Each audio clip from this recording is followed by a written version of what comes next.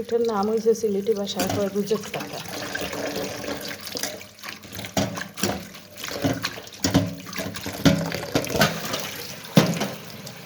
শিং মাছ দিয়ে রুজেট পাতার ঝুল করলে আমরা সিলেটের মানুষের খুব পছন্দের।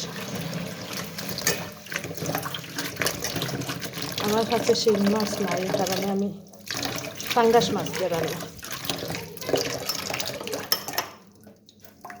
পাতাটা একটু সুন্দর করে কাটটা নিলাম, একটু বড় সাইজ বড় সাইজ হইলে অসুবিধা হইতো না। চুলায় পাতিল বসালাম, তেলটা গরম হয়ে যাওয়ার পর রসুন আর পেঁয়াজ আর রসুন একসাথে দিলাম।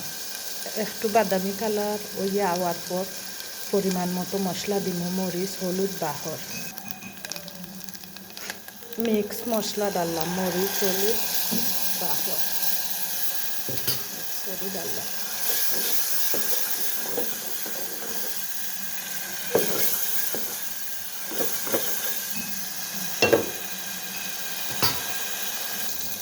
মশলাটা কষিয়া আওয়ার পর আমি তারমো পাতা, রুজেট পাতা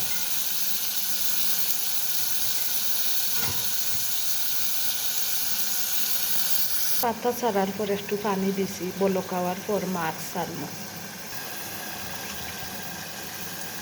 ও দিলাম মাছ, পাঙ্গাস।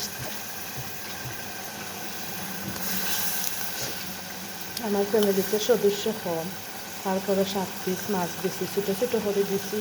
মাছগুলার ভিতরে মশলা দিতে দেন, খুবই মজার সুস্বাদু গ্রান।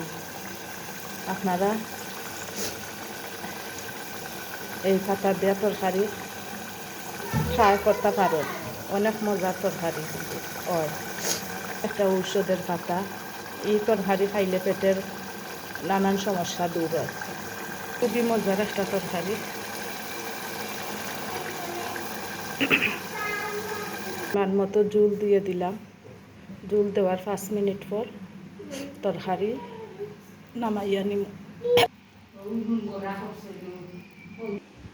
ও রান্না শেষ করলাম আমার রুজেট পাতার। আমি নতুন ইউটিউব চ্যানেল খুলছি, যদি আমার ভিডিও ভালো লাগে প্লিজ প্লিজ দয়া করে সাবস্ক্রাইব করবেন আমার চ্যানেলটি। আল্লাহ হাফেজ।